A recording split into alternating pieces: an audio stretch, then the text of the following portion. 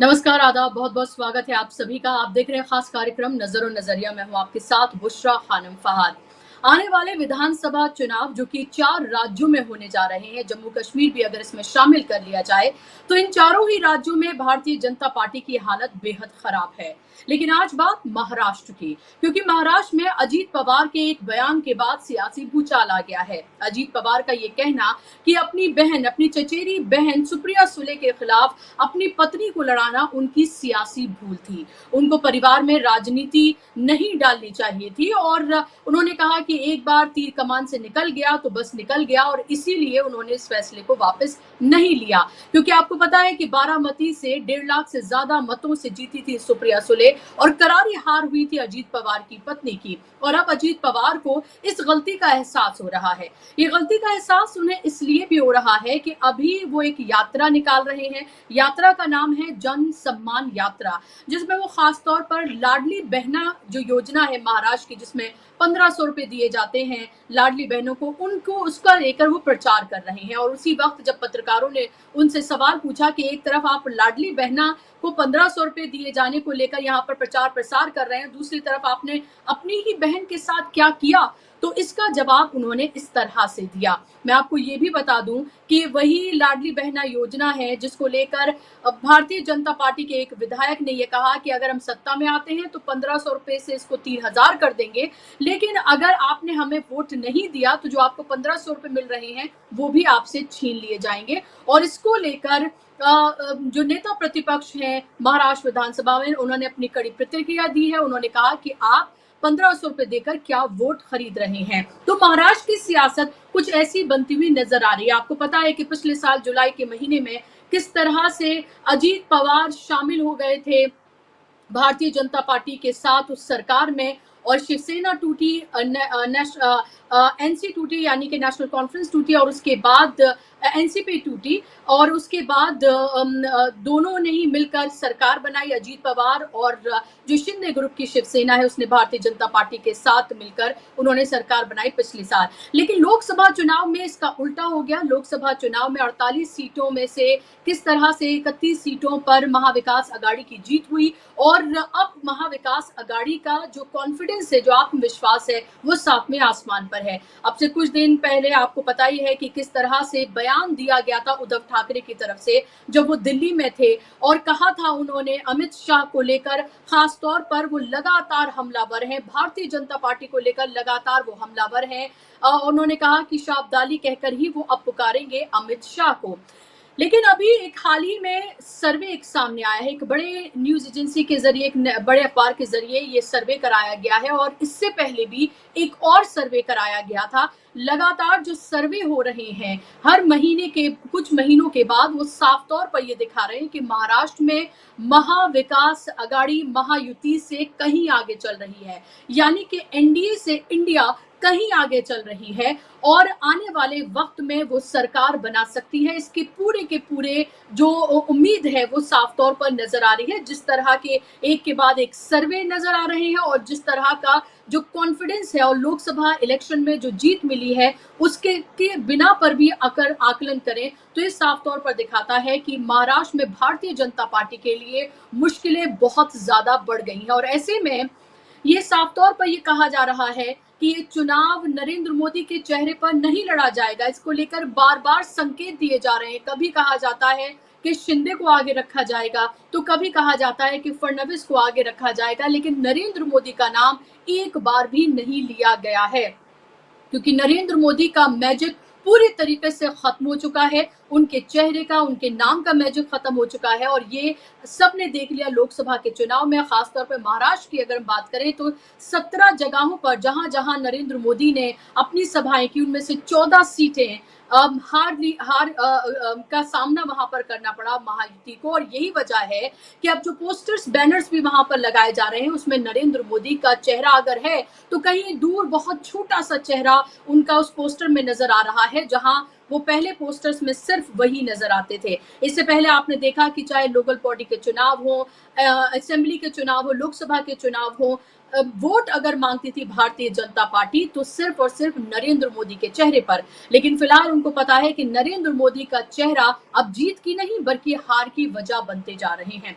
ऐसे में महाराष्ट्र की सियासत किस तरफ जा रही है, महाराष्ट्र में आगे हम क्या होता देखेंगे, क्योंकि चंद महीनों में वहां पर इलेक्शन है और ऐसे में अगर इन राज्यों में जो आने वाले चुनाव हैं इनमें भी अगर भारतीय जनता पार्टी की शिकस्त होती है तो एक के बाद एक जिस तरह की शिकस्त हम यहाँ पर देख रहे हैं, एक के बाद एक बिल वापस ले रही है या जेपीसी को भेज रही है या मसौदे को वापस ले रही है भारतीय जनता पार्टी, तो आगे क्या फिर उसकी ताकत और कमजोर हो जाएगी। और ऐसे में जो दो बैसाखियां हैं क्या खुलकर सामने आ जाएंगी और ज्यादा, जो अभी भी खुलकर सामने आ रही हैं, एक के बाद एक जो अब उनकी ना इत्तेफाकियां हैं वो सामने रख रही हैं। इसी सब पर आज हम चर्चा करेंगे कि आने वाले विधानसभा चुनाव जो है, खासतौर पर महाराष्ट्र की अगर हम बात करते हैं तो अगर उसमें भारतीय जनता पार्टी की हार होती है, इंडिया की अगर जीत होती है, तो इसके मायने क्या हैं नरेंद्र मोदी के लिए, केंद्र की सत्ता के लिए और महाराष्ट्र के लिए। और इस पर बात करने के लिए मेरे साथ दो मेहमान जुड़ गए हैं, दोनों ही महाराष्ट्र के बड़े चेहरे हैं। मेरे साथ निरंजन टकले जी हैं जो कि जाना माना चेहरा है, जाने माने पत्रकार है, राइटर है, लगातार बेबाकी से अपनी बात को रखते रहे हैं। निरंजन जी, बहुत बहुत स्वागत आपका कार्यक्रम में। मेरे साथ विवेक देशपांडे जी हैं जो कि जाने माने पत्रकार हैं, लगातार आप उनके लेख अलग अलग जगहों पर अलग अलग न्यूज़पेपर्स में आप पढ़ते रहे हैं। बहुत बहुत स्वागत है विवेक जी आपका भी कार्यक्रम में। शुरुआत निरंजन जी अगर मैं आपसे करूं, जो कुछ महाराष्ट्र में अभी हो रहा है, सियासत में यूं ही कोई बयान नहीं दिया जाता है, अजीत पवार ने जो कहा उसके सियासी मायने हैं। इससे पहले छगन भुजबल भी मिल चुके हैं शरद पवार से, शरद पवार को भी हम ये देखते हैं कि बहुत ज्यादा कोई अटैकिंग मोड वो इस्तेमाल नहीं करते हैं। और शरद पवार के लिए जिस तरह की भाषा का इस्तेमाल अमित शाह की तरफ से किया गया, उसको लेकर विरोध भी जताया अजीत पवार गुट के एनसीपी ने। तो ऐसे में अभी जो परिस्थितियां बन रही हैं महाराष्ट्र में, उसको आप कैसे देखते हैं? अगर एक सर्वे ये कहे कि अभी अगर इलेक्शन हो तो 165 सीटें मिल सकती हैं महाविकास आघाड़ी को, तो आप इसमें कितनी सत्यता देखते हैं? और 274 में से 165 यानी कि कंफर्टेबल मेजॉरिटी, यानी कि सरकार बनाने जा रहे हैं। जी, मुझे लगता है कम से कम 165 मिलेंगी, क्योंकि जमीन पर जो लोगों से फीडबैक मिल रहा है और जिस किस्म की नाराजगी लोगों में है, खासकर मतलब सबको पता है कि लोकसभा के चुनाव ये संविधान बदलने की लोगों को आशंका थी और उसकी उस तरह से बयान भी भाजपा के नेताओं ने दिए थे कि 400 के पार जाएंगे तो संविधान बदल देंगे। लेकिन 240 आने के बाद, तीसरी बार प्रधानमंत्री बनने के बाद भी जो हुआ है, सरकार ने पिछले सत्र में जो कुछ लोगों ने देखा है, तो जिस किस्म से उपराष्ट्रपति ने राज्यसभा में बयान दिए, जिस किस्म से एक संविधान हत्या दिन की शुरुआत उन्होंने की, और जो न्याय संहिता आई हुई है, तो इंडियन पिनल कोड और criminal procedure code, evidence code, ये तो बदल दिए हैं ऑलरेडी। इसके बाद ब्रॉडकास्टिंग बिल लाने की आशंका जो थी, तो लोगों को ये लग रहा है महाराष्ट्र में भी एक जन सुरक्षा कानून इस किस्म का लाने की कोशिश हुई। अभी तक वो आया नहीं है सदन में, उन्होंने प्रस्ताव रखा नहीं, लेकिन वो ऑर्डिनेंस के जरिए लाने की कोशिश करेंगे, ये लोगों को आशंका है। और ये दो चीजें जो है, जो लोग सोचते हैं कि हमारी आज़ादी पर आखिरी हमला होगा। ब्रॉडकास्टिंग बिल अगर आया तो ये जन सुरक्षा कायदा कानून जो प्रस्तावित है महाराष्ट्र में, उससे एक आखिरी हमला लोगों की आज़ादी पर होगा। ये बहुत बड़ी आशंका लोगों में है। मैं कल औरंगाबाद में था, एक शेड्यूल कास्ट कम्युनिटी के प्रोग्राम में उन्होंने बुलाया था, तो उनकी जो रिएक्शन है, अब वो बहुत अच्छी तरह से जान चुके हैं कि भारतीय जनता पार्टी के पास अगर महाराष्ट्र में चुनाव जीतने हैं तो उनका एजेंडा नफरत फैलाना और जितना वोट डिवाइड कर सकेंगे इंडिया अलायंस का, उतनी कोशिश करना। इसलिए मैंने पिछले बार एक बार कहा था कि देवेंद्र फडणवीस के लिए या भाजपा के लिए एकनाथ शिंदे हो, अजित पवार हो या राज ठाकरे हो, ये अग्निवीर है राजनीति में लाए हुए, और इनका इतना ही काम है। उनकी जरूरत खत्म होने के बाद उनको भी वो दरकिनार कर देंगे। लोकसभा चुनाव के बाद ये ऑलरेडी चर्चा संघ के द्वारा शुरू हो गई थी कि अजित पवार की वजह से हमें नुकसान हो रहा है, तो ये कोशिश करेंगे कि अजित पवार एक और अलायंस फॉर्म करे प्रकाश आंबेडकर जैसे लोगों के साथ, और या स्वाभिमानी शेतकरी संगठन जो है उनके साथ, जी। और वो तीसरा अलायंस यहाँ पे लड़े, भाजपा और एकनाथ शिंदे एक अलायंस बनाकर लड़े, ताकि ज्यादा से ज्यादा वोट डिवाइड करने की उनकी कोशिश होगी। इंडिया अलायंस ने अगर सीटों का बंटवारा सही तरीके से किया और सही कैंडिडेट्स दिए, तो मुझे यकीन है 165 ये मिनिमम फिगर रहेगी उनकी टोटल। 165 आपको लगता है मिनिमम फिगर रहेगी?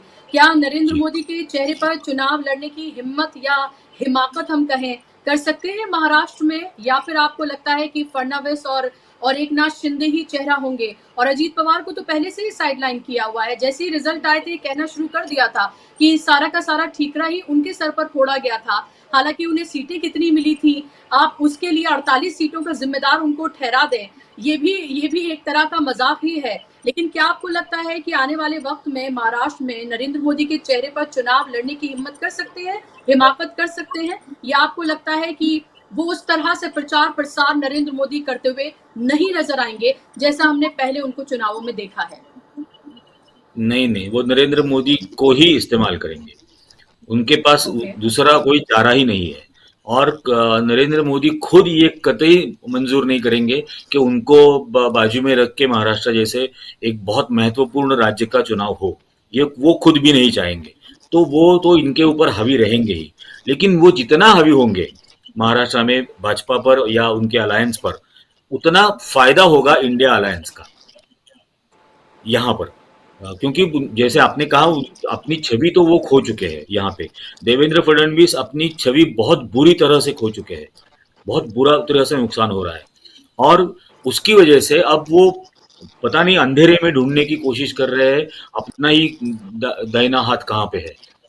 तो ऐसी सूरत में नरेंद्र मोदी यही चेहरा रहेगा भारतीय जनता पार्टी का लोकसभा चुनाव में भी। जी, विवेक जी, आपको क्या लगता है ये जो अभी फिलहाल सर्वे जो सामने आया है, अगर उसमें ये कहा जाए कि अभी अगर चुनाव होते हैं और 165 सीटें महाविकास अघाड़ी को मिल सकती हैं, इसमें इसको आप कितनी गंभीरता से लेना चाहेंगे? क्या आपको लगता है इस स्थिति में फिलहाल है, अगर सब कुछ ठीक हो जाता है, मान लें कि अभी इंडिया गठबंधन यानी कि महाविकास अघाड़ी में सीटें उसी हिसाब से बढ़ जाती हैं जैसे सब चाहते हैं, अभी तो ये भी कहा जा रहा है कि मुख्यमंत्री का चेहरा कौन होगा ये क्लियर कर दिया जाए।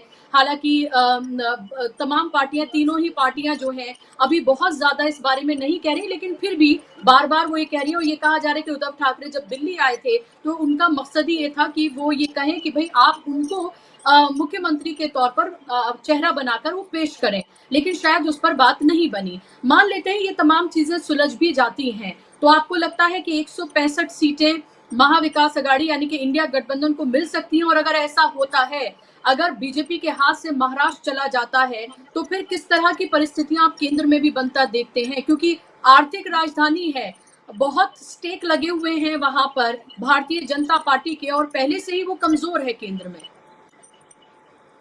जी, बुशरा जी, लोकसभा के चुनाव में जिस तरह के नतीजे आए, उसका एक लिंगरिंग इफेक्ट अभी भी महाराष्ट्र में है, और वो पूरी तरह से महाविकास आघाड़ी के पक्ष में है। वो जो एक एज है वो महाविकास आघाड़ी की बनी हुई है, इसमें कोई शक नहीं है। और अगर वो अपनी स्टेप्स बराबर लेते हैं, कहीं गड़बड़ी नहीं करते, कहीं गलतियां नहीं करते हैं, तो शायद 165 सीटें बड़े आराम के साथ उनको मिल जाएगी। और ये जिस सर्वे की आप बात कर रही है, जहाँ तक मेरी जानकारी है, सर्वे खुद महाविकास आघाड़ी की तरफ से ही हुआ है, जिसमें ये पाया गया है कि विदर्भ, मराठवाड़ा, इन इलाकों में महाविकास आघाड़ी को बहुत ज़्यादा सक्सेस मिलेगा, और नॉर्थ महाराष्ट्र है, कोंकण है और बम्बई है, यहाँ पर महायुति को फायदा होगा। इस तरह के नतीजे इनके खुद के ही, मतलब महाविकास आघाड़ी के ही सर्वे में आए हैं, ऐसा उसमें लिखा गया है। तो अगर ऐसा है तो थोड़ा सा कंसर्न महाविकास आघाड़ी को होना चाहिए, क्योंकि जब लोकसभा का चुनाव खत्म हुआ उस समय वो कह रहे थे कि हमको 185 सीटें कम से कम महाराष्ट्र में मिलेगी। तो ये 185 से 165, ये 20 सीटों का फर्क पड़ा है उनके खुद के असेसमेंट में, ऐसा हम मान सकते हैं। अगर ऐसा है तो वो और भी नीचे न चला जाए, और ये 165 से नीचे उतरकर 150 तक न चले जाए, इसके लिए बहुत कुछ केयर करने की जरूरत है, बहुत कुछ स्टेप्स लेने की जरूरत है। मतलब कोई भी स्टेप गलत ना हो, ये इंश्योर करना बहुत जरूरी है महाविकास आघाड़ी के लिए। ये मानकर चलना कि जीत तो हमारी ही है, ये बराबर नहीं होगा, इससे उनको नुकसान हो सकता है। क्योंकि देखिए लोकसभा में भी जो वोटों का फर्क है वो बहुत ज्यादा नहीं था। लोकसभा में वोटों का फर्क बहुत ज्यादा नहीं है, तो विधानसभा में और भी कम हो जाता है, क्योंकि विधानसभा में छोटी छोटी मतलब इलेक्टोरेट का साइज जो है वो लोकसभा से बहुत छोटा होता है, तो उसमें फर्क 1-2-3 हजार के वोटों से भी बहुत फर्क पड़ सकता है। इसलिए वो एज जो महाविकास आघाड़ी को है वो बनी रहनी चाहिए। इसके लिए उनको बहुत स्ट्रॉन्ग कैंपेन करना पड़ेगा, एक यूनाइटेड फेस दिखाना पड़ेगा कि ये जो मुख्यमंत्री पद के लिए शिवसेना की तरफ से बातें हो रही है उसको बहुत ज्यादा एम्फेटिकली कहने की जरूरत नहीं है। अभी रिसेंटली संजय राउत ने कहा है कि ठाकरे 2 सरकार वापस आएगी, तो आप ये कहने की जरूरत नहीं है। मतलब आपने अपनी बात रख दी है, उसके ऊपर फिर कांग्रेस की तरफ से भी बात हुई है कि भाई मुख्यमंत्री तो उसी का होगा जिसकी सीटें सबसे ज्यादा होगी। शरद पवार ने भी कह दिया है। तो आपस में इस तरह के झगड़े जो है वो अगर पब्लिक के बीच में चला जाए तो गलत मैसेज चला जाएगा और उससे महाविकास आघाड़ी को नुकसान होगा। क्योंकि अगर आप मुख्यमंत्री पद को लेकर झगड़ा कर रहे हैं तो आपको जो एडवांटेज मिला था उस एडवांटेज में कमी आएगी, इसमें कोई शक नहीं। संजय राउत को थोड़ा सा रेन इन करने की जरूरत है। ये महाविकास आघाड़ी जितना जल्दी समझे उतना उनके लिए अच्छा होगा। जहां तक राष्ट्रीय राजनीति का सवाल है, नरेंद्र मोदी को उनको लाना ही होगा। मैं नहीं समझता कि नरेंद्र मोदी बहुत विलिंग होंगे महाराष्ट्र में आने के लिए, क्योंकि अब की बार महाराष्ट्र में जो नतीजा है लोकसभा में उसमें सबसे ज्यादा नुकसान उन्हीं सीटों पर हुआ है भारतीय जनता पार्टी को, जहां पर नरेंद्र मोदी जी ने सभाएं ली। और जितनी सभाएं उन्होंने महाराष्ट्र में ली और जितना उन्होंने ध्यान अपना केंद्रित किया था महाराष्ट्र को, कहीं भी नहीं गए। उसके बावजूद महाराष्ट्र में इस तरह की मुंह की खानी पड़ी उनको। ये उनके लिए बहुत बड़ा एक सेटबैक है, मेंटल सेटबैक है नरेंद्र मोदी के लिए। लेकिन अब स्थिति ये है कि महाराष्ट्र में जाए तो प्रॉब्लम, न जाए तो प्रॉब्लम। अगर जाकर महाराष्ट्र में फिर से मुंह की खानी पड़ी तो उनकी जो इमेज है वो उसको और दूसरा आघात पड़ेगा उसके ऊपर।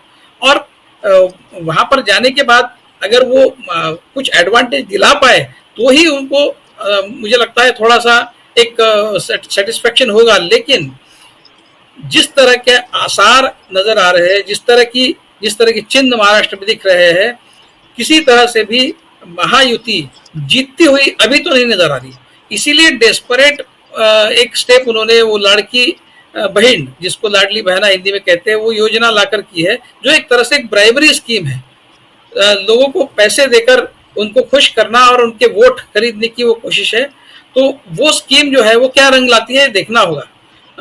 अभी तो स्कीम रोल आउट हुई है, अभी लोगों को पैसा मिलना शुरू नहीं हुआ है, लेकिन वो जितना हो सके लेट इलेक्शन, जितना परमिसिबल है लिमिट, उस लिमिट तक वो इलेक्शन को लेट करेंगे, उस लिमिट तक वो इस योजना को रोल आउट करेंगे और जितना ज्यादा फायदा उसका वो ले सकते हैं उसकी लेने की कोशिश करेंगे। और इसीलिए वो ये भी कैंपेन कर रहे हैं कि अगर हम हार गए तो योजना बंद होगी। मतलब अगर आपने महाविकास आघाड़ी को वोट दिया और उनको चुनकर लाया तो इस योजना का फायदा आपको नहीं मिलेगा। ये कैंपेन भी इन्हीं की तरफ से चल रहा है, जबकि महाविकास आघाड़ी ने ऐसा कुछ कहा नहीं है कि वो रिव्यू करेंगे या नहीं देंगे। तो ये पूरा उनका जो दारोमदार है वो इस तरह की योजना पर है। और मुझे नहीं लगता कि लोकसभा में जो लोगों ने मन बनाया था महाविकास आघाड़ी के खिलाफ, वो एक इस योजना के बदौलत वो बदल जाएगा। इसलिए कि पूरे देश में जिस तरह से संविधान के मुद्दे पर लोगों ने वोट किया है, महाराष्ट्र में भी वो मुद्दा काफी पावरफुल था। तो ये सारा जो संविधान का मुद्दा है, तो शेड्यूल्ड कास्ट, शेड्यूल्ड ट्राइब और लोअर ओबीसी के बीच में सबसे ज्यादा चला। और वो ही लोग हैं जो सरकार के, केंद्र सरकार हो, राज्य सरकार हो, उनके इस तरह के जो वेलफेयर स्कीम्स है, सो कॉल्ड वेलफेयर स्कीम्स है, उनके बेनिफिशियरी होते हैं। तो ये सारा बेनिफिट लेने के बावजूद भी उन्होंने बीजेपी के खिलाफ मतदान किया है लोकसभा में। इसका मतलब स्पष्ट है कि आप चाहे किसी भी तरह का बेनिफिट उनको दो, अगर संविधान का मुद्दा उनके दिमाग में आज भी है, जिसको बड़े जोर शोरों के साथ फिर एक बार महाविकास आघाड़ी को उठाना होगा। क्योंकि अजीत पवार कोई प्रीएम्बल कैंपेन करके एक कैंपेन शुरू करने वाले हैं। तो वो भी संविधान को लेकर ही है, संविधान की रक्षा को लेकर। तो अगर इस तरह का एक कोई पॉजिटिव कैंपेन महायुति की तरफ से संविधान को लेकर होने वाला है, तो हो सकता है वो जो इफेक्ट लोकसभा में था उसको ब्लंट करने की कोशिश महायुति करेगी, लेकिन महाविकास आघाड़ी को उस कैंपेन को बनाए रखना चाहिए। और पांचजन्य में जो एडिटोरियल रिसेंटली आया है उसका हवाला देकर उस कैंपेन को और भी हवा देने की जरूरत है।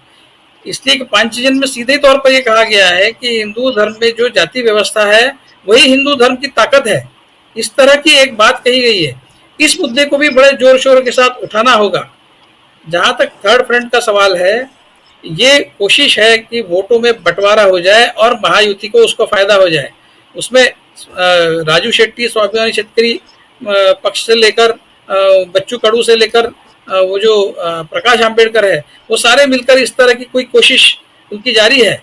वो कहाँ तक रंग लाती है हमको पता नहीं, वो कहाँ तक फायदेमंद साबित होगी महायुति के लिए वो पता नहीं। और एक जो महत्वपूर्ण, सबसे महत्वपूर्ण फैक्ट महाराष्ट्र में है वो है मराठा वर्सेस ओबीसी। पिछले बार वो काउंटर पोलराइजेशन ओबीसी का नहीं हुआ, मराठाओं का जो वोट है वो बहुत डिसाइसिव रहा महाराष्ट्र में। वो जो डीएमके फैक्टर चला, दलित मुस्लिम कुणबी, ये फैक्टर अब की बार भी स्ट्रांगली चलेगा, ऐसा इस तरह के आसार है। लेकिन अगर कहीं ओबीसी का काउंटर पोलराइजेशन करने की जो योजना है बीजेपी की और महायुति की वो सक्सेसफुल होती है तो उसका नुकसान महाविकास आघाड़ी को हो सकता है। तो वो भी पूरी पुरजोर तरीके से उस तरह की कोशिश करेंगे। हम देखेंगे कि किस तरह से लोकसभा का जो इफेक्ट है वो किस तरह से विधानसभा में भी रिफ्लेक्ट होगा, किस तरह से विधानसभा में भी उसका इफेक्ट हमको देखने को मिलेगा, ये देखना जरूरी है। लेकिन सबसे इम्पोर्टेंट इसका जो आउटकम होने वाला है बुशरा जी, वो ये है कि नरेंद्र मोदी का जो भविष्य है वो महाराष्ट्र के नतीजे पर डिपेंडेंट है। क्योंकि जिस तरह से आरएसएस और बीजेपी के बीच में महाराष्ट्र में मीटिंग हो रही है, देवेंद्र फडणवीस के बीच में और आरएसएस के बीच में मीटिंग हो रही है, तो आरएसएस पूरी तरह से सक्रिय होने के पूरे आसार, पूरे चिन्ह महाराष्ट्र में नजर आ रहे हैं। और अगर आरएसएस सक्रिय होता है इसका मतलब है कि नरेंद्र मोदी और अमित शाह इनको एक तरह से दरकिनार कर दिया जाएगा। और महाराष्ट्र में अगर महाविकास आघाड़ी जीत जाती है फिर एक बार, तो नरेंद्र मोदी के बारे में बीजेपी के अंदर जो सुगबुगाहट है, इस तरह की बातें चल रही कि नेतृत्व में बदल होना चाहिए, वो और भी जोर पकड़ेगी। और अक्टूबर के बाद जब महाराष्ट्र के नतीजे आएंगे उसके बाद बीजेपी के केंद्रीय नेतृत्व में कुछ फेरबदल होने की एक पॉसिबिलिटी भी है, ऐसा माना जा रहा है। तो इस लिहाज से भी महाराष्ट्र के चुनाव बहुत महत्वपूर्ण है बुशरा जी। जी, बहुत महत्वपूर्ण बात आपने कही है कि बहुत महत्वपूर्ण है महाराष्ट्र के चुनाव, ना सिर्फ महाराष्ट्र के लिए बल्कि केंद्र की राजनीति के लिए, नरेंद्र मोदी के लिए और अमित शाह के लिए। जेपी नड्डा का वो बयान सबको याद होगा जिन्होंने कहा था कि अब ये वो वाली बीजेपी नहीं है, अब हम बालिग हो चुके हैं, हमें आरएसएस की जरूरत नहीं है, अब आरएसएस की जरूरत नहीं है। अगर ये बयान जेपी नड्डा की तरफ से दिया जाए तो आप समझिए कि आरएसएस ने उसे किस तरह से लिया होगा। और ये भी कहा जाता रहा है कि जब से ये पार्टी भारतीय जनता पार्टी सिर्फ दो लोगों की पार्टी बन के रह गई है, अमित शाह और नरेंद्र मोदी, और उसमें आरएसएस की भी अहमियत पूरी तरीके से खत्म हो गई। क्योंकि आरएसएस ये चाहता है कि वो हमेशा से कहता रहा है कि वो सांस्कृतिक संगठन है, लेकिन सबको पता है कि वो सिस्टर ऑर्गेनाइजेशन है बीजेपी की, और कैसे वो बीजेपी को लगातार गाइड करती रही है या उसको सपोर्ट या उसके लिए काम करती रही है। लेकिन अभी अगर ये कह दिया जाए जेपी नड्डा की तरफ से कि हम बालिग हो गए हैं, उनकी जरूरत नहीं है, तो आरएसएस इस बयान को किस तरह से लेता है और महाराष्ट्र में आरएसएस का सक्रिय होना और नरेंद्र मोदी का अभी तस्वीर में उस तरह से ना होना, इसके क्या मायने निकाले जाएं, ये भी बहुत महत्वपूर्ण है। निरंजन जी, क्या ये कोई जी विवेक जी, आवाज, विवेक जी की आवाज को ओपन करें रुद्र। दिल्ली में भी राजनाथ सिंह के यहाँ पर एक बीजेपी और आरएसएस की मीटिंग हुई है, ये भी बहुत महत्वपूर्ण डेवलपमेंट है। उसमें भी जेपी नड्डा जी थे, लेकिन आरएसएस अभी अपनी बात रख रहा है और उसको रखने दी जा रही है। और आरएसएस का वजन बीजेपी के इंटरनल पॉलिटिक्स में बढ़ गया है। इसका एक इंडिकेटर हमको दिल्ली से भी मिला है, जहाँ पर राजनाथ सिंह के यहाँ दत्तात्रेय होसपले और अरुण कुमार वगैरह ये लोग गए थे, और कुछ तो वहाँ खिचड़ी पक रही है, इसमें कोई शक नहीं। तो ये महाराष्ट्र के चुनाव के नतीजों के बाद कुछ कॉन्क्रीट डेवलपमेंट बीजेपी के इंटरनल राजनीति में होगी, ये उसका एक एविडेंस इस मीटिंग में से भी हमको मिलता है बुशरा जी। जी बिल्कुल, महत्वपूर्ण बात कही। और राजनाथ सिंह, अब एकदम से राजनाथ सिंह की अहमियत जो है वो बढ़ गई है। राजनाथ सिंह एक पुल की तरह सामने आ रहे हैं। कभी वो एनडीए के जो घटक दल हैं उनके साथ वो मीटिंग करते हैं, कभी विपक्ष के साथ वो नजर आते हैं, कभी उनके घर पर मीटिंग आरएसएस की होती है जिसमें नरेंद्र मोदी नहीं होते हैं। तो ये आप समझिए कि कैसे समीकरण जो है वो केंद्र की राजनीति के भी बहुत हद तक बदलते हुए नजर आ रहे हैं। और उसमें आपको बहुत रॉकेट साइंस की जरूरत नहीं है लगाने की। आप नरेंद्र मोदी के हाव भाव, उनकी पूरी भाव भंगियां जो है, या उनकी पूरा जो जैसा उनका पहले ऑरा था, अगर आप उनकी बॉडी लैंग्वेज को पढ़ें तो आपको साफ तौर पर समझ में आ जाता है कि वो नरेंद्र मोदी जो हर वक्त सिर्फ इवेंट में रहते थे, इवेंट जीवी बने रहते थे, अब उनको हेडलाइंस में बने रहने के लिए मशक्कत करनी पड़ रही है। और हेडलाइंस के सरताज हम कह सकते हैं कि फिलहाल राहुल गांधी बनते हुए नजर आ रहे हैं। मेरा सवाल आपसे ये है निरंजन जी कि क्या अजीत पवार कोई बड़ा खेल कर सकते हैं इलेक्शन से पहले? क्या वो महाविकास अघाड़ी का हिस्सा बन सकते हैं? क्या शरद पवार ऐसा चाहेंगे? क्या शरद पवार उनको एक्सेप्ट करेंगे? ऐसा होता है, या फिर वो किसी और खेल में लगे हुए हैं और सिर्फ सिंपैथी हासिल करने की कोशिश करें कि हाँ मुझसे गलती हो गई, मुझे एहसास हुआ इस बात का, लेकिन तीर कमान से निकल गया था। इस राजनीति को आप कैसे देख रहे हैं और आरएसएस की एंट्री को आप कैसे देख रहे हैं, और उसके बाद केंद्र की सत्ता में क्या उथल-पुथल होगी? पवार तो ऐसी कोई कोशिश नहीं करेंगे। उन्होंने कोशिश की तो भी शरद पवार उन्हें एनसीपी में वापस नहीं लेंगे। हाँ, शरद पवार अजित पवार के साथ जिन्होंने मंत्री पद की शपथ ली है, उनको छोड़कर जो मेंबर ऑफ लेजिस्लेटिव असेंबली, जो एमएलएज अजित पवार के साथ गुट में है, उनको अपने तरफ लेने की कोशिश करेंगे, ताकि अजित पवार ये की पॉलिटिकल ताकत जो है वो पूरी तरह से खत्म हो जाए। जिस तरह से अजित पवार ने, देखिए गलती की बात कब होती है, आपने छोड़ दिया, एनसीपी छोड़ दी, दूसरी एनसीपी फॉर्म कर ली, उसको ही ओरिजिनल एनसीपी का एक ये भी सर्टिफिकेट भी ले लिया, लेकिन अपने चाचा के बारे में और बहन के बारे में जिस तरह से इन्होंने बयान दिए हैं पूरी कैंपेन के दौरान कि आप घर पे बैठो, आपकी रिटायरमेंट की उम्र हो गई है, हमें देखने दो, आपका बहुत हो गया, वगैरह वगैरह, ये जो सारी बातें की है उसकी वजह से उनके लौटने के दरवाजे बंद हो गए हैं उनके लिए। तो अजित पवार तो मुझे नहीं लगता कभी भी शरद पवार उनको एनसीपी में लेंगे। वो अजित पवार को पूरी तरह से पॉलिटिकली खत्म करने की कोशिश करेंगे। क्यों? अजित पवार के गुट में जो एमएलएज है जिन्होंने मंत्री पद की शपथ नहीं ली है, ऐसे लेकिन जो चुनकर आ सकते हैं अपने बल पर, ऐसे एमएलएस को वो अपने पास ले लेंगे ताकि अजित पवार पूरी तरह से वीक हो जाए। आपने देखा होगा बारामती लोकसभा चुनाव में अजित पवार खुद बारामती विधानसभा असेंबली में 47,000 वोटों से पीछे है, उनका कैंडिडेट, उनकी वाइफ वहां पे। तो अजित पवार की अपना चुनाव भी बहुत डिफिकल्ट है, असेंबली चुनाव। अजित पवार खुद चुनकर आना जब डिफिकल्ट है तो मुझे नहीं लगता उसका कुछ असर होगा। सिंपैथी तो उन्होंने खो दी है पूरी तरह से, जिस तरह से पूरी बयानबाजी की है, तो उनको कोई सिंपैथी एनसीपी के अंदर या वोटर्स के बीच में भी, आम लोगों में बिल्कुल बची नहीं है। हाँ, चुनाव होंगे, इसमें मुझे जो लगता है कि अजित पवार का गुट आखिरी नंबर पर होगा।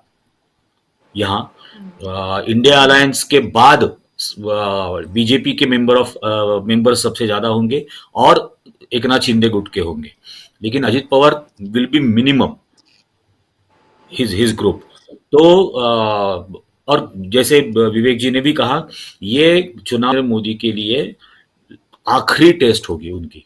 महाराष्ट्र की चुनाव अगर हार जाते हैं, जब हमें ऑलरेडी पता है कि हरियाणा में वो हारने वाले हैं, झारखंड में वो हारने वाले हैं, और महाराष्ट्र भी अगर वो खो देते हैं, तो मुझे लगता है 8 दिनों के भीतर दिल्ली में बदलाव होगा।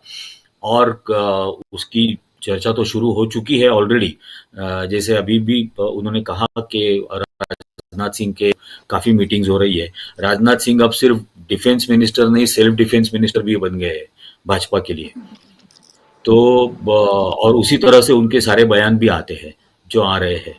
तो राजनाथ सिंह की भूमिका बहुत अहम रहेगी। नड्डा के बारे में आरएसएस ने क्या सोचा होगा, तो नड्डा, आरएसएस की एक स्टाइल है, वो मराठी में जिसे कहते हैं अनुल्लेखात अवज्ञा, वो नजरअंदाज करके उसका इंसल्ट करते हैं। तो जेपी नड्डा को उन्होंने पूरी तरह से नजरअंदाज किया, और वो नजरअंदाज करने का नतीजा हमने पार्लियामेंट, राज्यसभा में भी देखा, पार्लियामेंट में भी देखा कि किस तरह से गिड़गिड़ा रहे थे जेपी नड्डा विपक्ष के सामने कि मेरे एमपी आप रुक जाओ, आप रुक जाओ। तो हमने देखा है वो, तो उसका असर नड्डा पे डेफिनेटली हुआ है। और भाजपा के अंदर जो बदलाव होंगे वो मुझे लगता है ये असेंबली चुनाव के तुरंत बाद दिल्ली में हमें देखने को मिलेंगे।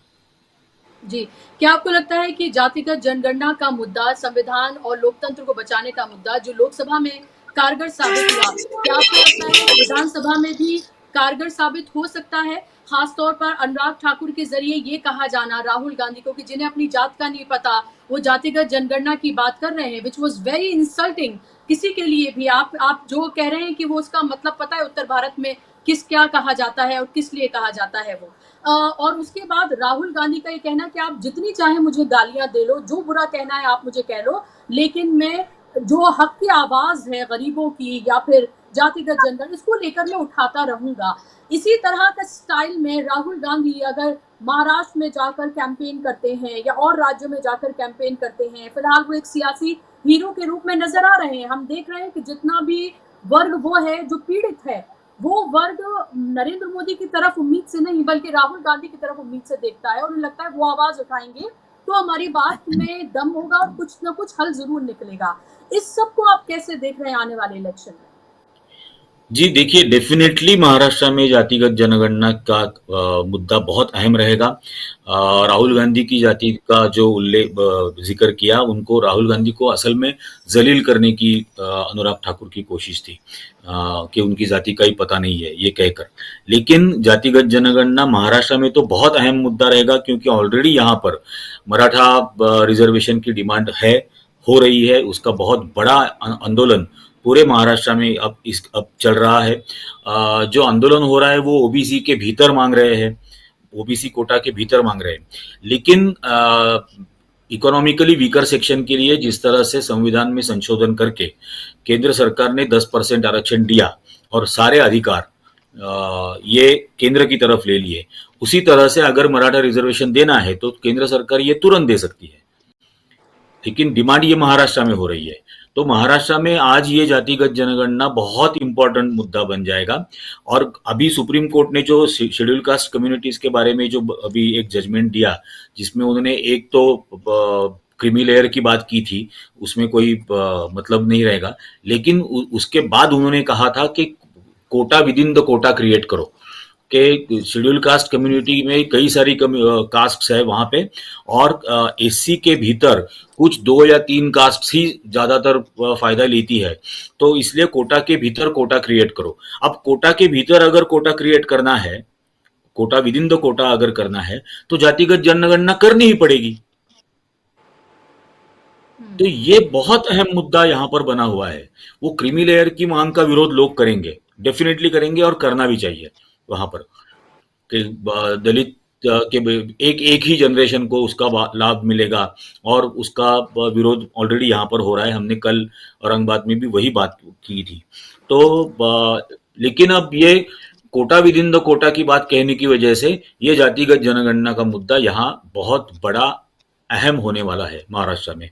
और उसी के जरिए ये जो पूरी पोलराइजेशन की कोशिश भाजपा कर रही है, ओबीसी का पोलराइजेशन करने का, मराठा पोलराइजेशन के खिलाफ वगैरह, वो सक्सेसफुल नहीं होगा, क्योंकि जातिगत जनगणना की बात होगी। वो कोशिश भले करेंगे, लेकिन इस मुद्दे की वजह से वो नाकामयाब होंगे। जी बिल्कुल, और कोशिश एक अभी की भी गई थी, जो वक्फ बिल जो लाया गया था, अमेंडमेंट बिल जो लाया गया था, उसकी कोशिश यही थी कि जब हम आगे विधानसभा के चुनाव में जाएंगे, कैंपेन करने के लिए जाएंगे, तो हमारे पास कुछ तो ऐसा मुद्दा होना चाहिए जिस पर हम हिंदू मुसलमान कर सकें, जिस पर ये दिखा सकें कि देखिए हमने उनकी हैसियत उनको दिखा दी। और अब उन जो वक्फ बोर्ड जो है, जो अमेंडमेंट बिल लाए हैं, हम उससे देखें उनकी प्रॉपर्टीज और इन सब पे कैसे अब कंट्रोल करने जा रहे हैं। वो उस तरह की भाषा जो हमने देखी पूरे लोकसभा में, जो वो इस्तेमाल करते रहे हैं, उसी तरह की भाषा का इस्तेमाल करते हैं। लेकिन 2 बैसाखियों में से एक ने कह दिया कि जब तक आप इसको जेपीसी को नहीं देंगे तब तक हम सपोर्ट नहीं करेंगे, तो इसीलिए जेपीसी को देना पड़ा। जेपीसी गठित की गई है बाकायदा तौर पर।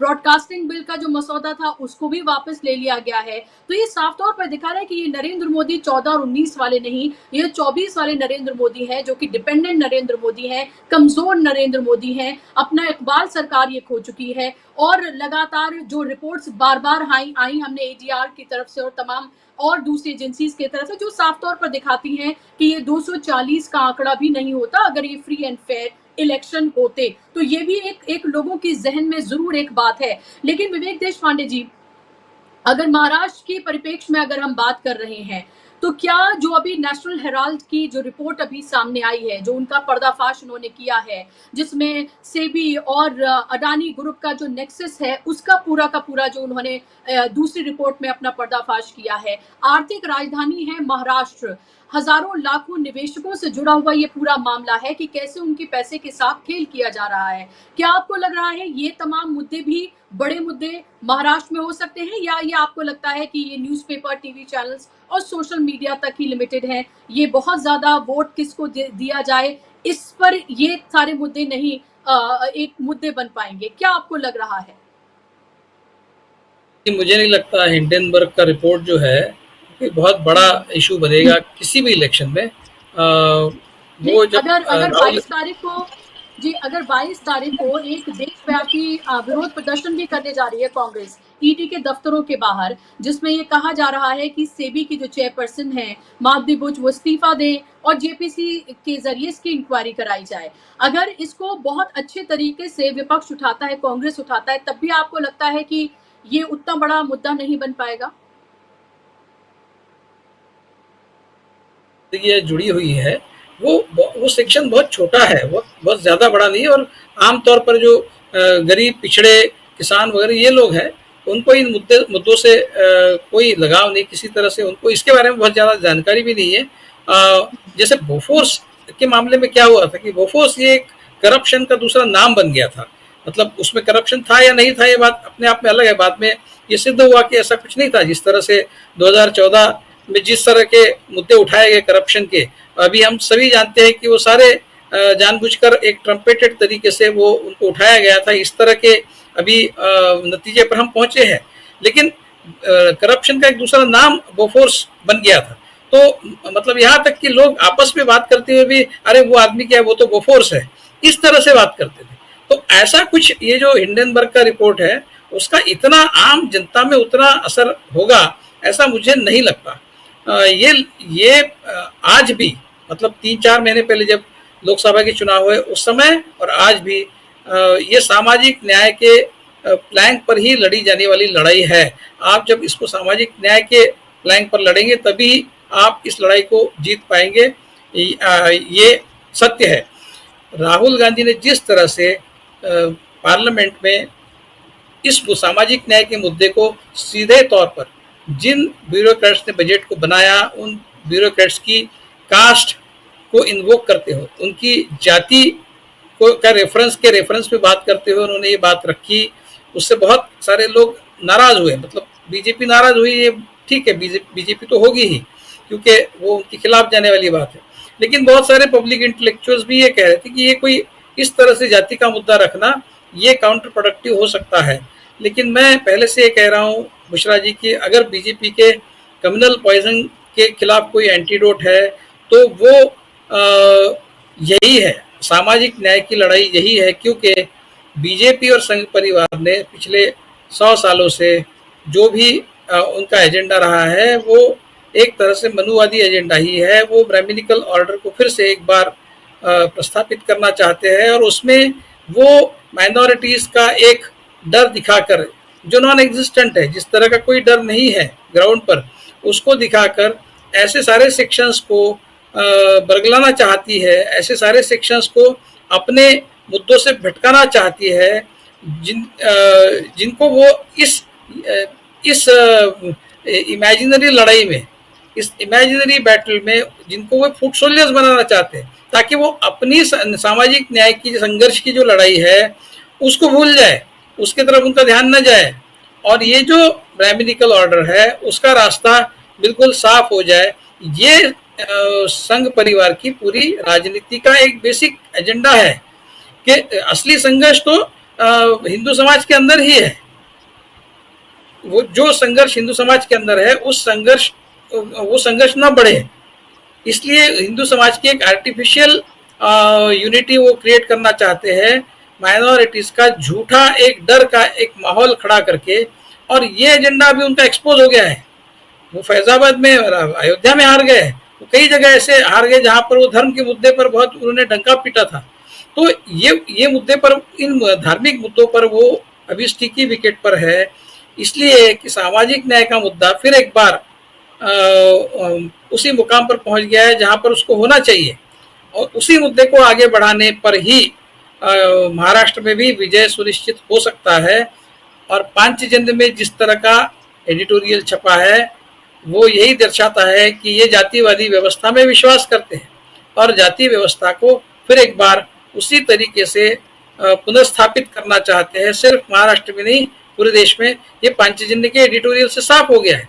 तो राहुल गांधी का जो उन ब्यूरोक्रेट्स की जात पूछने का जो मुद्दा है, जो सतह पर तो बहुत क्रूड दिखता है, वो है भी क्रूड। इस तरह से किसी ने कभी किसी की जात नहीं पूछी, लेकिन इसके पीछे बैकग्राउंड ये है कि बीजेपी ने पिछले 10 सालों में ऐसे डिसीजन मेकिंग पदों पर उन्हीं ब्यूरोक्रेट्स को रखा है जो एक तो विलिंगली उनके आइडियोलॉजी के साथ जुड़ गए हैं या फिर अपने वैयक्तिक स्वार्थ के लिए उनके साथ में जुड़े हैं। इन आइदर केस वो सारे ब्यूरोक्रेट्स जो है वो इस देश की बेसिक इथॉस के खिलाफ काम कर रहे हैं। और लैटरल एंट्री के जरिए भी उन्होंने लगभग 95% अपर कास्ट ही सरकार में की पोजीशंस पर, जॉइंट सेक्रेटरी और ऐसे पदों पर उन्होंने लाए हैं। इसका अर्थ स्पष्ट है कि उनको ब्राह्मणवादी व्यवस्था फिर एक बार लानी है। और ये सारे ब्यूरोक्रेट जो है उस व्यवस्था को ताकत देने का काम कर रहे हैं। इसलिए अगर राहुल गांधी ने उनकी जात का रेफरेंस उस स्पीच पे दिया तो वो दिखने के लिए तो क्रूड दिखता है, लेकिन वही इस देश की असलियत है। अभी जब हमको ये जो जातीयवाद का जो कम्युनल पॉलिटिक्स का पॉइजन है, जब एक बहुत ही बुरे स्थिति में इस देश की समाज को ले गया है, ऐसे में इतनी खराब हालत में आपको एंटीबायोटिक ही लेना पड़ेगा। आपको सीधा ही इस तरह इस मुद्दे को हाथ भिड़ना होगा। मतलब उसको आप बीटिंग अराउंड द बुश जिसको कहते हैं, इस तरीके से सामाजिक न्याय की लड़ाई नहीं लड़नी है। अब सीधे तौर पर इस संघर्ष की ओर इशारा करना होगा जो राहुल गांधी ने छेड़ा है। उसी को महाराष्ट्र में भी कैंपेन में लाना चाहिए, क्योंकि महाराष्ट्र ये अपने आप में एक प्रोग्रेसिव स्टेट पहले से रहा है। यहाँ पर फुले शाहू अम्बेडकर की जो एक सोच है उसकी नींव बड़ी पक्की है। उसका फायदा लेते हुए जो प्रोग्रेसिव ताकतें हैं उनके साथ में मिलजुल कर कांग्रेस और अपोजिशन पार्टीज ने इस लड़ाई को, अगर वो बहुत ठीक तरीके से ढंग से लड़ते हैं तो महाराष्ट्र में वो उनको कोई हरा नहीं सकता। इस तरह की स्थिति आज तो है। 3 महीने में क्या फर्क पड़ता है ये हमको पता नहीं। आज तो हालत ये है बुशरा जी, मैं आपको बता सकता हूँ कि नागपुर में देवेंद्र फडणवीस भी हार सकते हैं चुनाव। जो दक्षिण पश्चिम नागपुर का मतदार संघ है, कॉन्स्टिट्यूंसी है साउथ वेस्ट, उसमें देवेंद्र फडणवीस चुनाव हार सकते हैं। इस तरह की स्थिति आज तो है। 2-3 महीने में क्या खेल खेलेंगे, राजनीति में कुछ भी हो सकता है, मैं नहीं कह सकता। लेकिन आज की स्थिति में देवेंद्र फडणवीस की खुद की हालत उनके विधानसभा क्षेत्र में बहुत नाजुक है। अगर ये है, ये देवेंद्र फडणवीस की स्थिति ये है, तो बाकी जगह भी इसी तरह की कुल मिलाकर प्लस माइनस थोड़ा बहुत होकर स्थिति होगी, ऐसा मुझे लगता है। देखते हैं क्या होता है बुशरा जी। बिल्कुल जाहिर सी बात है। और हिंडनबर्ग की जगह, माफ कीजिएगा, नेशनल हेराल्ड मेरे मुंह से निकल गया था। हिंडनबर्ग की रिपोर्ट की मैं बात कर रही थी, जिसको लेकर भूचाल फिलहाल मचा हुआ है। लेकिन महाराष्ट्र की अगर हम बात करते हैं तो महाराष्ट्र में ये भी है कि लोगों को लगा कि एक अनस्टेबल सरकार जो है वो दी गई। ये भी लोगों को लगा कि जो 2 पार्टियां थी, जो ऑप्शंस के तौर पर थी, चाहे वो शिवसेना की बात करें, एनसीपी की बात करें, उन दोनों को तोड़ दिया गया। लोगों को ये भी लगता है कि जिस भ्रष्टाचार की लड़ाई की बात भारतीय जनता पार्टी करती थी, जिनके ऊपर इल्जाम लगाया, उन्हीं को अपने साथ शामिल करके वॉशिंग मशीन में धोकर साफ सुथरा करके उनको पेश किया गया, जिनको लेकर आप लगातार सियासत करते रहे। तो ये तमाम चीजें भारतीय जनता पार्टी के खिलाफ जाती हुई नजर आ रही हैं। भारतीय जनता पार्टी के खिलाफ, यानी कि उनके साथ भी जो दल शामिल हैं, उनके खिलाफ भी जाती हुई नजर आ रही है। और यही वजह है कि महाराष्ट्र में महाविकास आघाड़ी बहुत कॉन्फिडेंट नजर आ रही है। उसको ये लग रहा है कि जो उसको लोकसभा के चुनाव में जीत हासिल हुई, वही अब उससे बेहतर वो विधानसभा में करने के लिए जा रही है। और कहीं ना कहीं महाराष्ट्र के लोगों ने उन्हें लोकसभा के इलेक्शन में इंडिकेशन दिया, जो उनको लग रहा है कि अब विधानसभा के चुनाव में भी उनको साफ तौर पर देखने के लिए मिल सकता है। लेकिन सवाल ये उठता है निरंजन जी कि जो बड़े मसले हैं, चाहे वो किसानों का मुद्दा सही, दलितों का मुद्दा सही, ये तमाम मुद्दे भी हमने देखे कि चाहे वो हरियाणा की बात करें, वहां पर भी बहुत ज्यादा महत्वपूर्ण है और उतने ही महत्वपूर्ण वो महाराष्ट्र में भी हैं। अग्निवीर का मुद्दा ये हरियाणा तमाम जगहों पर तो ये महत्वपूर्ण है ही। क्या आपको लग रहा है कि ये जो चुनाव है आने वाला, ये भी इन्हीं तमाम मुद्दों पर लड़ा जाना है, या फिर आपको लगता है कि भारतीय जनता पार्टी अपने उसी नैरेटिव पर ही चुनाव लड़ेगी जो हमने लोकसभा में देखा, जो बंटवारे की सियासत करती है, जाट नॉन जाट में बांटेगी, कुकी मैती में बांटेगी, हिंदू मुसलमान में बांटेगी, ये वही राजनीति करते आएंगे क्योंकि इसके अलावा उन्हें कुछ आता नहीं है। और क्या फिर अगर मन मुताबिक नतीजे नहीं आते हैं इन राज्यों में, जम्मू कश्मीर भी अगर इसमें शामिल कर लिया जाए, तो क्या जो कांग्रेस की तरफ से कहा जा रहा है कि मिड टर्म पोल्स के लिए तैयार रहिए, ये गौरव गोगोई ने कहा था, अखिलेश यादव ने कहा ये चलने वाली नहीं गिरने वाली सरकार है, तो क्या ऐसा कुछ बड़ा हो सकता है वाकई में? जी, पहली बात तो आपने जो कहा कि हाँ, महाराष्ट्र में भाजपा उन्हीं मुद्दों से चुनाव लड़ने की कोशिश करेंगी, वही नफरत की बातें करेंगे, उसी तरह से लोगों के बीच में बंटवारा करने की कोशिश करेंगे, क्योंकि वही उनकी प्रोग्रामिंग है। तो वो कोर एजेंडा डिविजन्स क्रिएट करने का जो है उसी पर लगे रहेंगे। लेकिन महाराष्ट्र में बाकी ये सारे सामाजिक न्याय के मुद्दे होंगे, किसानों का मुद्दा होगा, ये बहुत अहम रहेंगे। कल सुप्रीम कोर्ट ने महाराष्ट्र सरकार को फटकार लगाई है कि किसानों को मुआवजा देने के लिए आपके पास पैसा नहीं है, लेकिन लाडली बहना के लिए आपके पास 45,000 करोड़ है। तो कल सुप्रीम कोर्ट ने फटकार लगाई है। महाराष्ट्र में आज किसानों की वाकई में बहुत दुर्गति है और लाडली बहना भी ज्यादा चल नहीं रहा है, क्योंकि लाडली बहना के तुरंत बाद उन्होंने दूसरी स्कीम लाई थी लाडला भाई। उसमें जो 12वीं कक्षा पास हुआ है, डिप्लोमा किया है, डिग्री किया है, उसको 10,000, 12,000, 15,000 इस किस्म के कुछ मंथली अमाउंट देने की उन्होंने बात की। तो जो डिप्लोमा की हुई लड़कियां भी हैं, डिग्री की हुई लड़कियां भी है, लेकिन उनको मिलेंगे 1,500 रुपए और वो उनके भाइयों को मिलेंगे 12,000, 15,000 रुपए। तो उस वजह से ऑलरेडी नाराजगी यहाँ पर है। तीर्थ यात्रा के लिए लोगों को, महाराष्ट्र के लोगों को तीर्थ यात्रा पर जाने के लिए 20-20, 30-30 हजार रुपए हर आदमी के पीछे ये महाराष्ट्र सरकार ने अनाउंस किया है, तीर्थ यात्रा योजना। अब मैं तीर्थ यात्रा पर मुझे भेजने के लिए मैंने सरकार नहीं चुनकर दी थी, मुझे तीर्थ यात्रा पर जाने की जरूरत ही ना पड़े इस तरह चुनकर दी थी। ये समझता है लोगों को, और उसकी वजह से ये किसानों के मुद्दे, ये सामाजिक न्याय के मुद्दे, ये बेरोजगारी के मुद्दे, ये बहुत अहम रहेंगे। हमारे नासिक में आने वाला महिंद्रा एंड महिंद्रा का इलेक्ट्रिक कार का प्लांट ये परसों गुजरात शिफ्ट हुआ है।